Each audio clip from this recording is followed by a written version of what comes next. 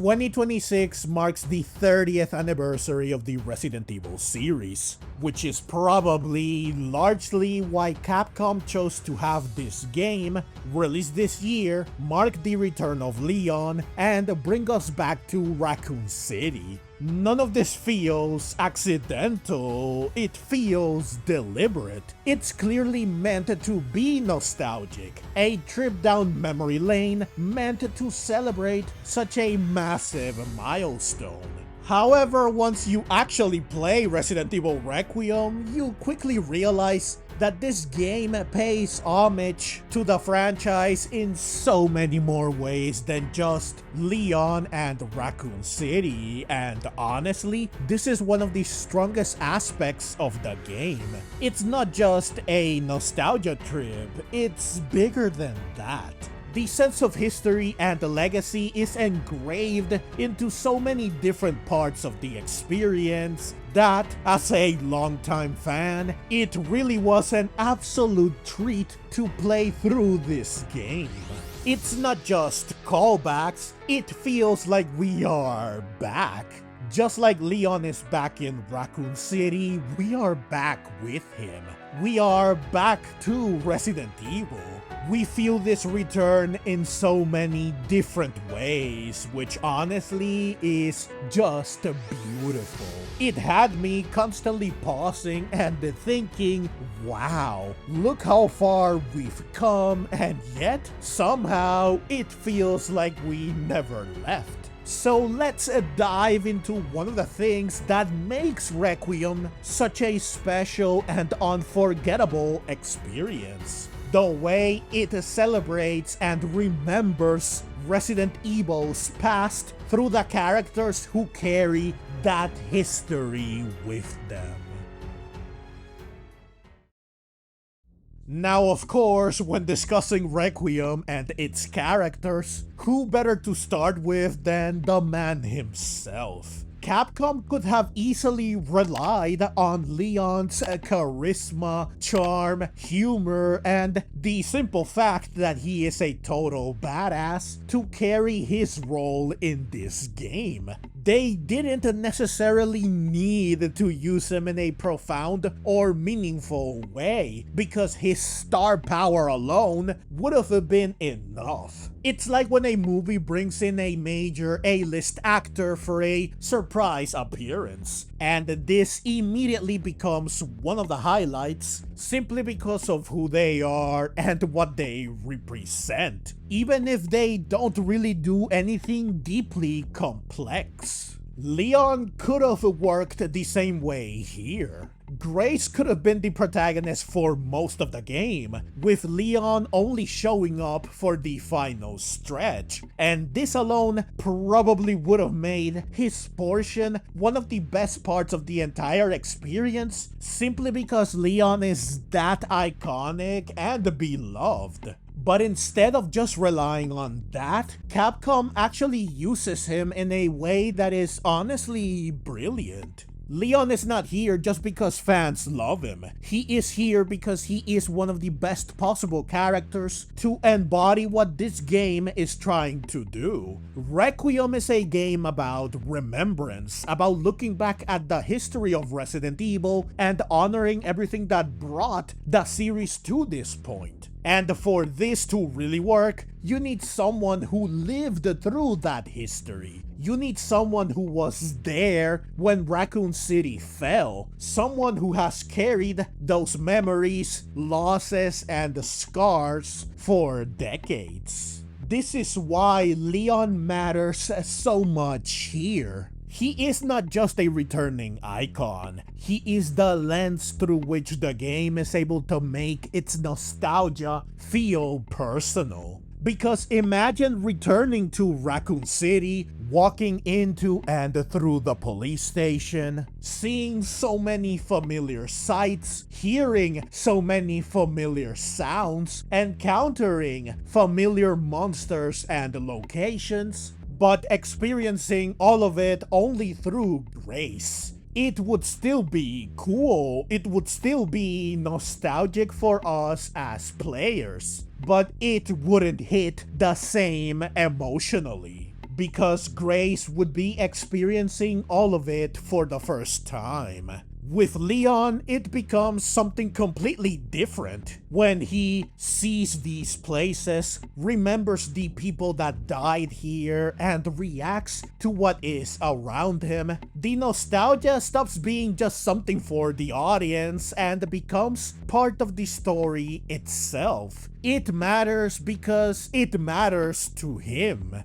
This is what makes his role so powerful. Leon becomes the vehicle through which Requiem explores memory, legacy, regret, and survival. He comments on the past because he was there. He reflects on the people he couldn't save because he knew them. He walks through Raccoon City not as a tourist in a familiar location, but as someone returning to the place that changed his entire life. This is why so much of the nostalgia in this game feels earned. It's not just the game pointing at something familiar and saying, "Remember this?" It's Leon remembering it too. And because he remembers, reacts, and carries that history with him, all these callbacks become more than just references. They become emotional reminders of what happened, what was lost, and how far both Leon and the series have come. Now, of course, Leon is not the only one who makes a comeback. I actually said this before release. The return of Leon and Raccoon City means that other characters could return too. And while I was hoping for the really big names like Jill and Claire, what we ended up getting instead is still very good and very surprising, at least to me. The final trailer for the game actually teased one of the other returnees without, again, at least to me, making their identity obvious. All I saw was a blonde female character who I assumed was Ashley, simply because I kept seeing chatter about her and a short in my homepage that discussed how old she is as of Requiem and included an image of her at said age. I figured there was a leak or something similar that suggested that she was returning in Requiem, and given her connection to Leon, I didn't doubt this. Of course, in the end though, it turns out that this isn't Ashley. It's actually Sherry, who is by far the better choice, simply because her connection to Leon runs deeper than Ashley's, and perhaps more importantly, unlike Ashley, Sherry, like Leon, was there on that fateful night in 1998. She appeared in Resident Evil 2 as well. She saw the fall of Raccoon City too. She and Leon are among the few people who survived that nightmare, and they bonded through that shared trauma. Their reunion in Resident Evil 6 was already powerful precisely because of that history. Now we see them again with a much more mature Sherry standing in for Hunnigan as the voice in Leon's ear. The one who provides him with tactical support, advice, and information from a distance. However, this thankfully isn't the extent of her role in Requiem. She also has personal conversations with Leon where they reminisce together about the fact that this latest investigation and crisis has taken them back to the heart of it all, back to where it all began. It's like time stopped here. If not for Umbrella, it could have just been a normal city. Yeah. Now it's nothing but ash and memories. Hey, Leon. Do you still think about what happened there? Every day. That night? I was just a kid. Scared and confused. This ties directly into what I praised about Leon's role. He remembers and reflects on the past, and Sherry is there for many of those moments, revisiting that history with him as one of the few people who can actually understand its weight. Sherry, I'm in RPD. It's been a while since you've been back there. Yeah. This is what makes her return feel so meaningful. Out of all the characters who could have returned with an actual speaking present role, Sherry was the best option. More so than even Claire, because Sherry also appeared in Resident Evil 6. Meaning there are now multiple points in the timeline where she and Leon intersect, cooperate, and survive together. They are connected by Raccoon City, by Resident Evil 6, and now by Requiem. And that makes her return feel less like a random callback and more like a continuation of a relationship that has mattered for years. There's also the fact that Sherry had to sneak through a creepy orphanage while being haunted by a horrifying force of evil. And Requiem takes us back to that very same orphanage, also as a defenseless little girl going through a very similar ordeal. Sadly, Sherry doesn't get to comment on this obvious reflection of her past, but the strong parallels only elevate the value of her return. Now, of course, there is yet another character from the series' past that returns in Requiem. Someone that many fans probably either forgot about, didn't know much about, or maybe didn't even know existed unless they played a certain spin-off or read a certain newspaper in Resident Evil 7, Alyssa Ashcroft. Her return is massive because she doesn't come from one of the obvious mainline classics. She comes from Resident Evil Outbreak, a PS2 spin-off that has long existed as one of the franchise's more overlooked cult favorite corners. Fans who played it remember it fondly and have been asking for a remake of it for years. But for the average Resident Evil fan, myself included, it was never as central to the conversation as RE1, RE2, RE4, Code Veronica, etc., or even the Revelations games. So by bringing Alyssa back and making her directly relevant to Requiem's story, Capcom doesn't just acknowledge Outbreak, it forces us to reassess it. Suddenly, this older side game matters in a much bigger way than it did before. So Requiem isn't just celebrating the safest, most marketable parts of Resident Evil.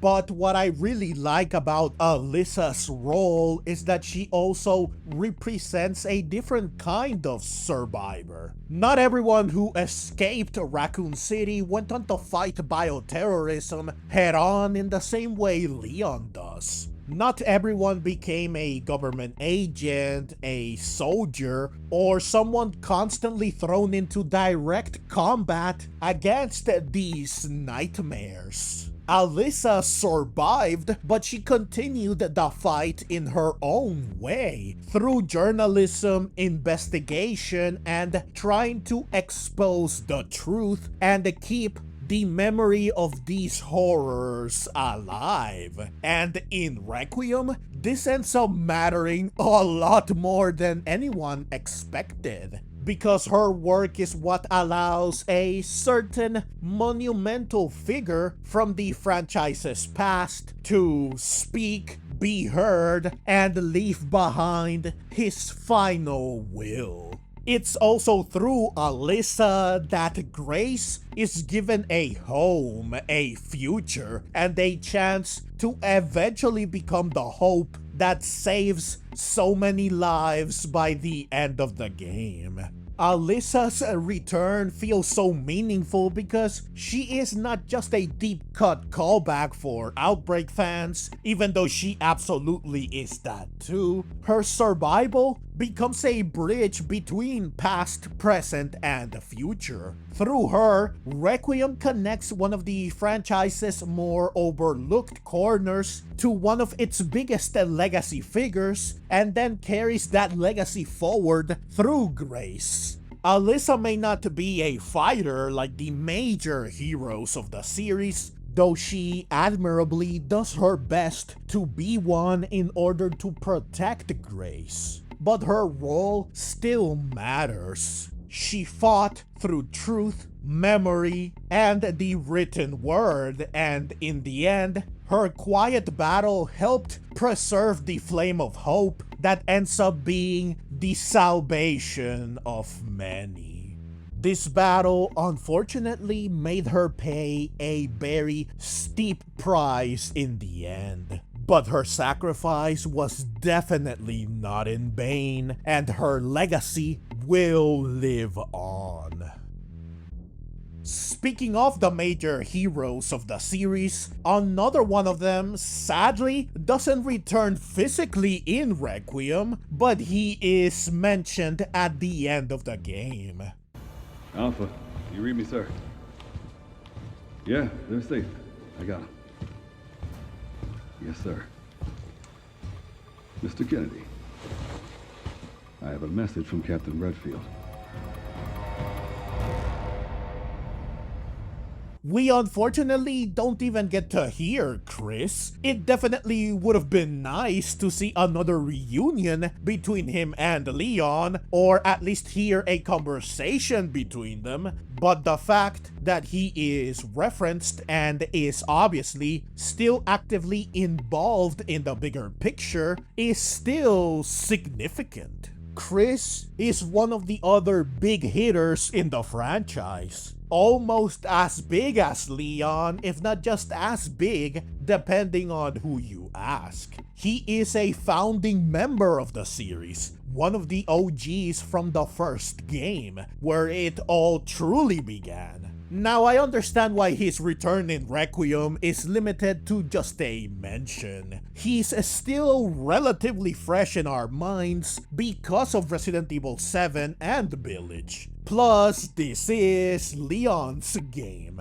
If Chris had shown up in a major way, there is a chance that he would have usurped some of Leon's screen time and focus. So I get the decision to let Leon have this game for himself. But even as a mention, Chris still matters, because we are reminded that this story is still connected to the wider Resident Evil world, and that the other major characters are still out there contributing to the ongoing battle against bioterrorism.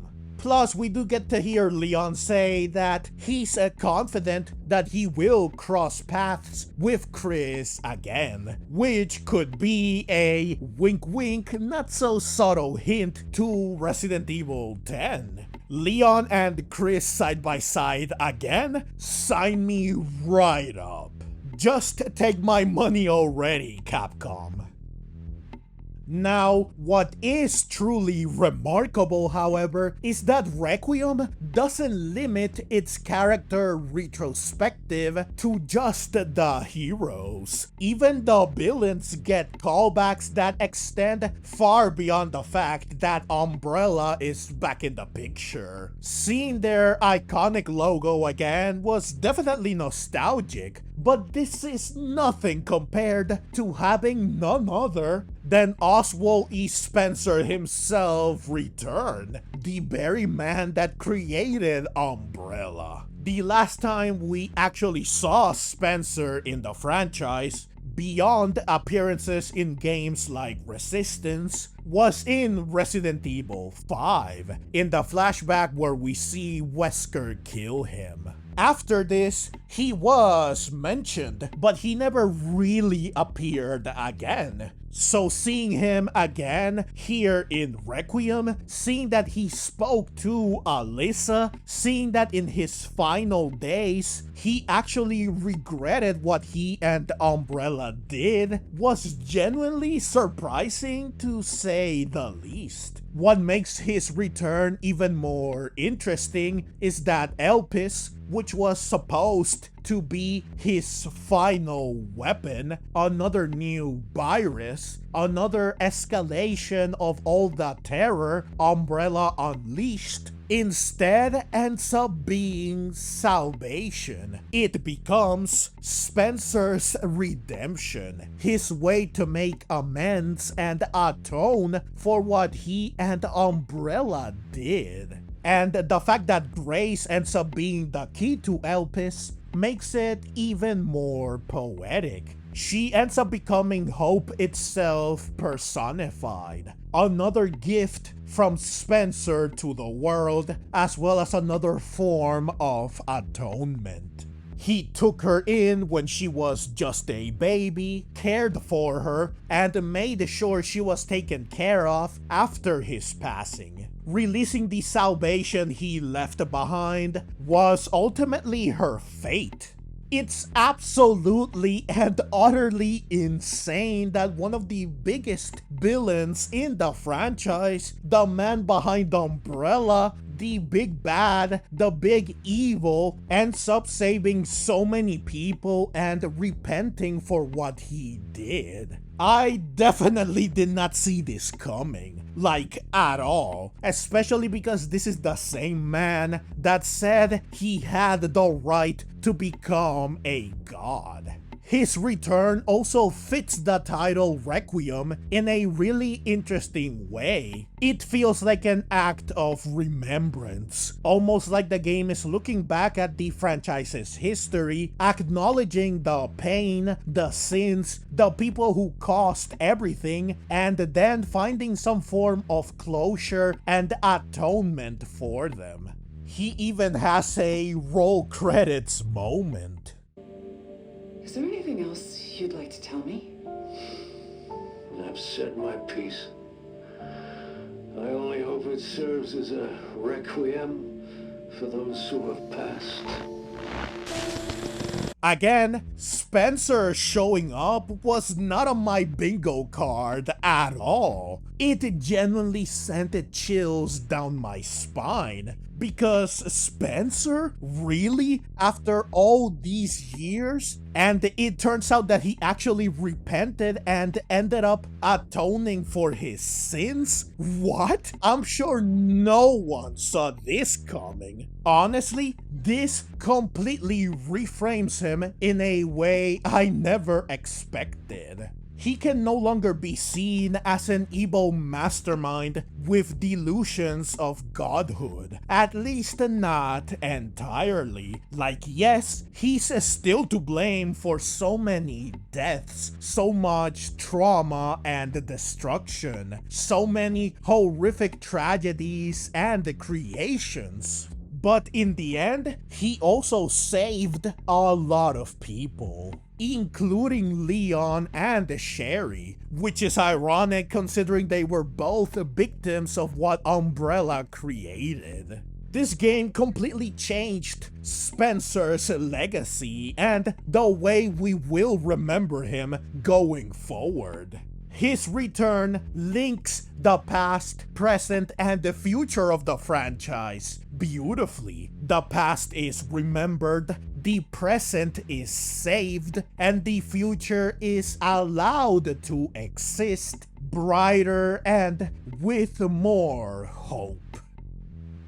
Now, Spencer is not the only big bad that makes a comeback. We also see the return of Wesker. Well, sort of. The moment I saw Zeno, I started smiling and got chills because I thought it was Wesker for sure. I thought, wait, did Wesker survive somehow? But then he said his name is Zeno, and I was left scratching my head because, like, okay, so this is not Wesker? Is he trying to hide his identity? Is this really just another guy who happens to look exactly like Wesker? He is even voiced by the same voice actor who voices Wesker in the Resident Evil 4 remake. So what the heck is going on? Well, based on what Victor Gideon says at the end of the game, you are nothing but an imitation.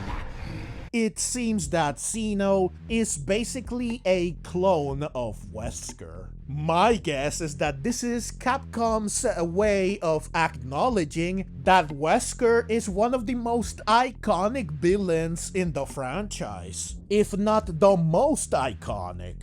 Someone that very much deserves to have a role in such a massive game that celebrates such a major and historic milestone. They cannot really bring the actual Wesker back because he's dead, but they can give us the next best thing, a clone of him. Someone who carries his presence, his style, and his aura, so that he is here in spirit. It is the closest replacement they can give us, a way to bring back those Wesker vibes without literally undoing his death. This also gave us the closest thing to Leon versus Wesker we will ever get.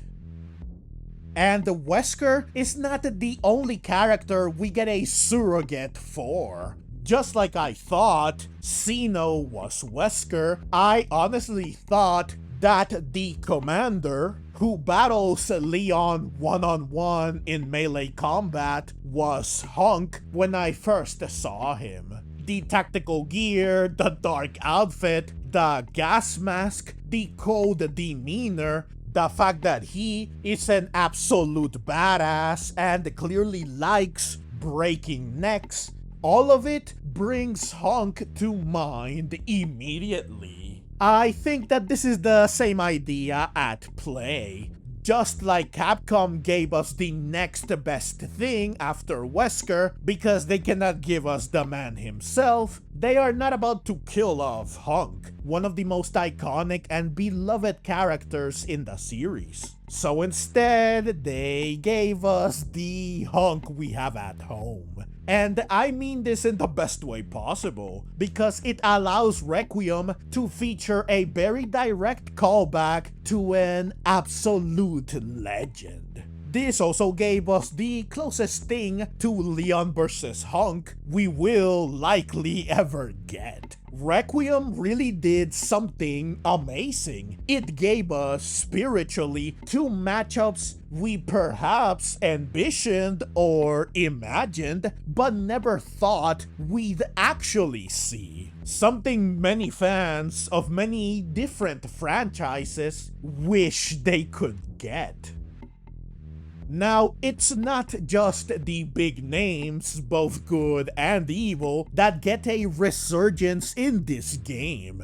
Even smaller characters like Kendo and Marvin get their own callbacks. Robert Kendo's death in Resident Evil 2 was very sad and tragic because he could have tried to leave the city and maybe survive, like in the RE2 what if scenario, No Time to Mourn. But he chose to stay with his daughter even though he probably knew there was no saving her. We know for a fact that Leon really lamented the fact that he could not save or help him, especially since Kendo made him feel even more powerless as a cop incapable of saving anyone. You're a cop. You're supposed to know something. How did this happen? Huh? But even though I knew full well that Leon has carried immense guilt over all the people he failed to save, I definitely did not expect there to be a scene like this dedicated to him remembering one such person. Leon vividly recalls his last interaction with Kendo and enters the room where everything ended for Kendo. He finds his remains and even apologizes for failing to save or help him. I'm so sorry.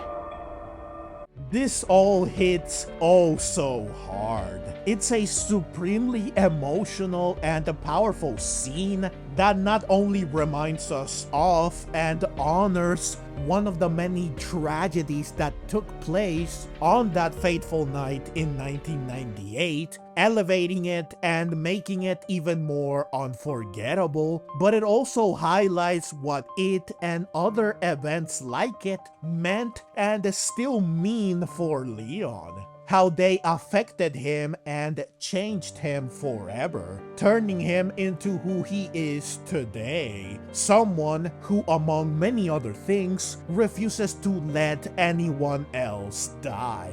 Which is why this is also the moment when he really steals his resolve to save Grace no matter what. Never again.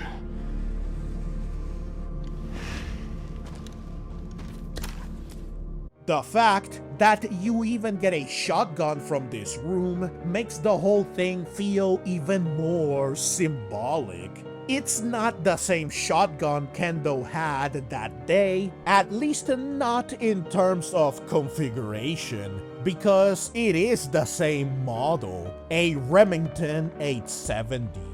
But spiritually, it feels like a gun he left behind for Leon. It is a memento, something Leon can use to continue the fight and carry on Kendo's spirit and will. A torch passed down after all this time, and one final weapon given to Leon by the legendary gunsmith. Marvin is unfortunately not remembered as profoundly, but he is still remembered. First, with a brief flashback when Leon enters the police station after a supremely evocative bout of hesitation that highlights how difficult it is for him to face and remember such a tragic past. And later, when Leon sees Marvin's desk and nameplate and says, Hey, Lieutenant Branagh. Kennedy. Reporting for duty. This is a very powerful moment, brief as it is. Marvin was one of the few officers left alive when Leon made it to the police station in RE2. And even in the short time they were together, he did his job as his superior, serving as a mentor. This moment and the note you find right after, which details the preparations Marvin and the other officers made to welcome Leon, really gives you a sense of what could have been. What Leon's life might have looked like if Raccoon City had not fallen apart. A normal first day, years of working under Marvin, learning from him, talking to him, growing as an officer, building that relationship properly. Instead, all of that was cut down to one night. Well, part of one. You feel the regret over what could have been but wasn't. What could have happened but didn't. What they could have said or wanted to say to each other but never got the chance to. It hurts. It really does. Leon really was supposed to have a normal first day. But instead, he walked into hell on earth and almost everyone who should have welcomed him was already dead or doomed. dead. And not only was he unable to talk to most of them or even see them, he also couldn't save or help them. This one moment carries all that history, all that loss, and the life Leon was denied. Finally, beyond the characters who physically return, the ones who are mentioned by name, the ones who are remembered directly, and the ones who return spiritually, Requiem even manages to make the wider cast of Resident Evil feel present. The S.T.A.R.S office alone is basically a trip down memory lane. You can find and see this classic photo that features several familiar faces like Chris, Jill, Barry, and Wesker, reminding us of them and allowing Leon to honor those that are no longer around. Good lives needlessly lost. You can find letters tied to Barry and Jill, and even follow a little treasure hunt that eventually leads to that infamous Rebecca picture originally hidden in Wesker's desk. This treasure hunt was set up by Barry, who left his mark in many other places. There are also familiar items belonging to familiar faces and names. Obviously, the game couldn't bring everyone back physically. Honestly, even getting a Chris mention is already crazy enough. But it still manages to make it feel like all these characters are still part of the world. Some of them are still out there continuing their own fight against bioterrorism, while others, like Brad Vickers and Joseph Frost and so many others, who perished during the Spencer Mansion incident and the fall of Raccoon City, are remembered through the traces they left behind. In this sense, the S.T.A.R.S office becomes more than just another nostalgic location. It becomes a quiet reminder of the heroes who survived, the people who were lost, and the history that still lingers inside the walls of one of the most iconic locations in the series. The way Requiem handles characters is simply masterful, and a large part of its success, not just as a game, but also as a celebration of Resident Evil. It's not just bringing people back for the sake of saying, hey, remember them? It's using them to remind us of what happened, what was lost, and how deeply that history still matters.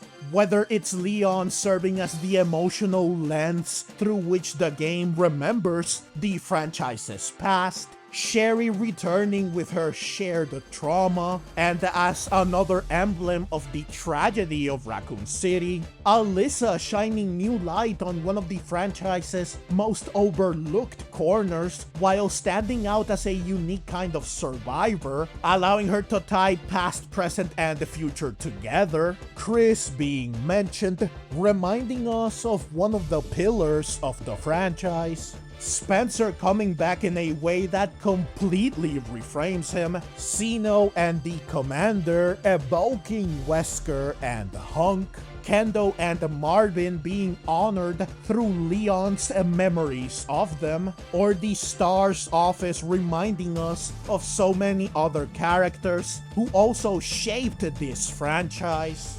Requiem understands that these characters are not just references. They are the emotional scars and legacy of Resident Evil itself. Please let me know your thoughts in the comments below. If you enjoyed this video, please do consider dropping a like and subscribing. I would very much appreciate it. Also, please do check out one of the videos on screen as well. And if you'd like to support the channel and help me keep making content like this, you can find all the ways to do so in the description and in the pinned comment. Whether it's through a small donation or just watching and sharing, every bit of support means the world to me. Thank you so very much for watching, and let's meet again in the next video.